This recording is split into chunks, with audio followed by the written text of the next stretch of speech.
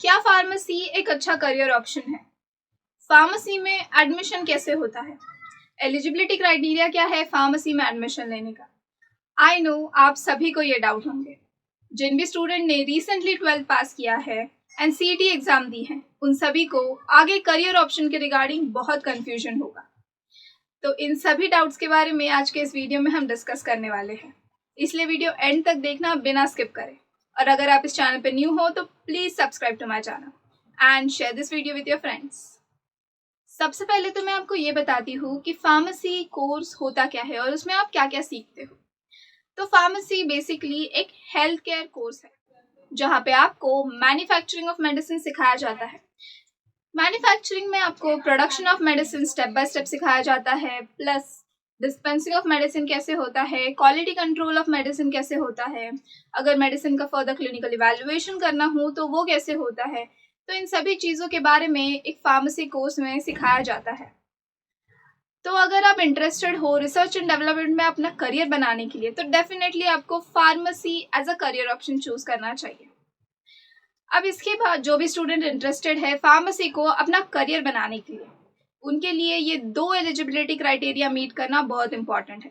सबसे पहला eligibility criteria तो ये है कि आपका 12th साइंस होना चाहिए।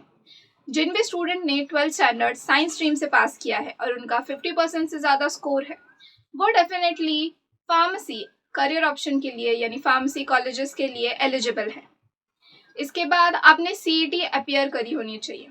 जिन भी स्टूडेंट ने सीईटी दी है प्लस उनके पास एक नॉन जीरो स्कोर अवेलेबल है, वो उसी स्कोर के बेसिस पे फार्मेसी कॉलेजेस में एडमिशन ले सकते हैं। तो ये 2 एलिजिबिलिटी क्राइटेरिया मीट करना आपके लिए बहुत इंपॉर्टेंट है।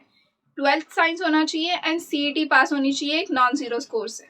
तो इस तरह से ये थे basic 2 eligibility criteria for the student जो फार्मेसी में एडमिशन लेना चाहते हैं। तो अब हम आगे जानते हैं कि फार्मेसी की एडमिशन प्रोसीजर कैसे होती है।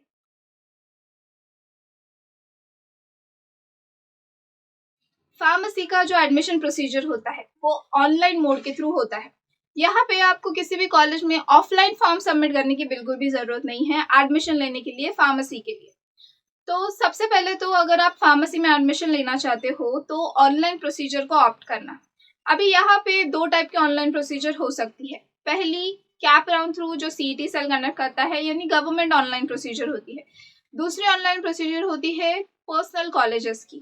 जो भी कॉलेज प्राइवेट कॉलेज के कैटेगरी में आते हैं, जो भी यानी डीम्ड यूनिवर्सिटी है, खुद की अपनी यूनिवर्सिटी है उनकी, वो कैप राउंड में कभी कभी पार्टिसिपेट नहीं करते और उनकी खुद की अलग से एक एडमिशन प्रोसीजर होती है। इसीलिए ये जानना बहुत इंपॉर्टेंट है कि उस कॉलेज की एडमिशन प्रोसीजर क्या है जहाँ पे आपको एडमिशन लेना है। इसके लिए आप सिंपली उस कॉलेज को विजिट कर सकते हैं, जान सकते हैं, वहाँ पे पूछ सकते हैं कि क्या आपकी एडमिशन प्रोसीजर कैप राउंड में आती है या फिर आपकी खुद की एडमिशन प्रोसीजर है, एंड उस तरह से आप उस कॉलेज में एडमिशन ले सकते हैं फार्मेसी कोर्स के लिए।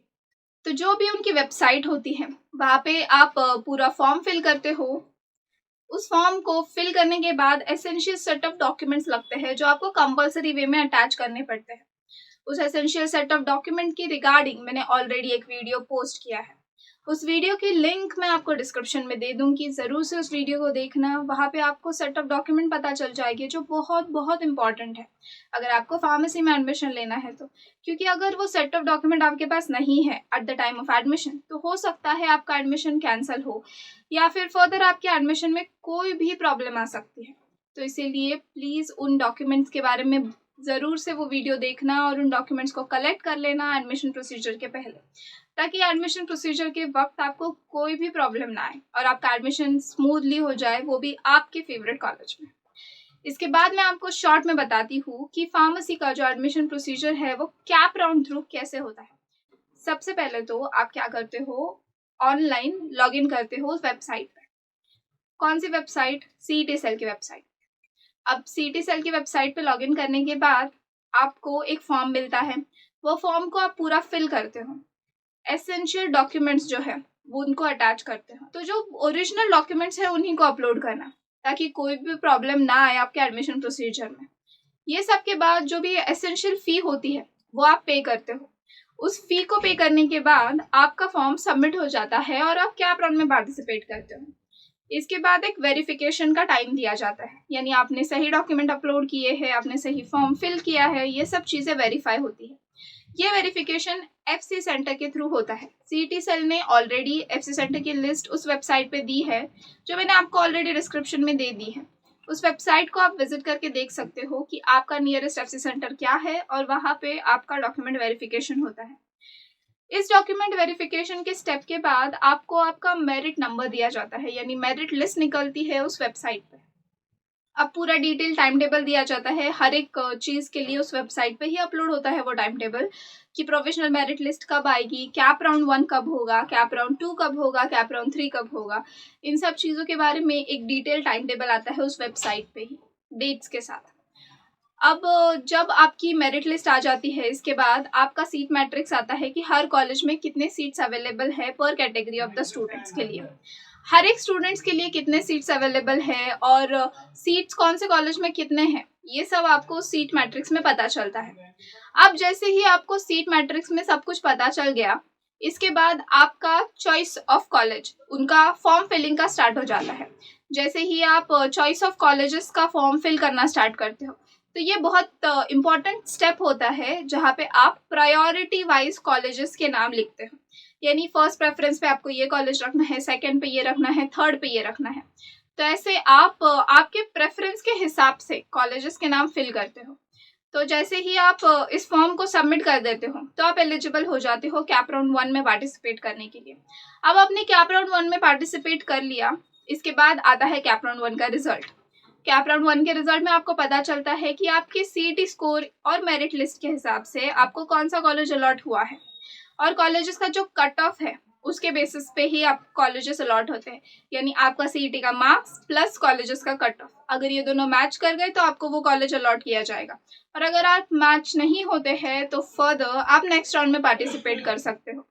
तो इस तरह से राउंड 2 होता है, जहाँ पे सेम प्रोसीजर आपको रिपीट करनी है। फिर राउंड 2 का रिजल्ट आता है, फिर आपको सेम प्रोसीजर रिपीट करनी है अगर आपको कैप राउंड 3 में पार्टिसिपेट करना है। तो 3 के टाइम पे भी सेम फॉर्म फिलिंग करना है, सेम लिस्ट ऑफ कॉलेजेस डालनी है, कट ऑफ देखना है कितना कॉलेजेस का है और आपको कौन सा कॉलेज मिल सकता है। फिर उसके बाद कैप राउंड 3 का रिजल्ट आता है।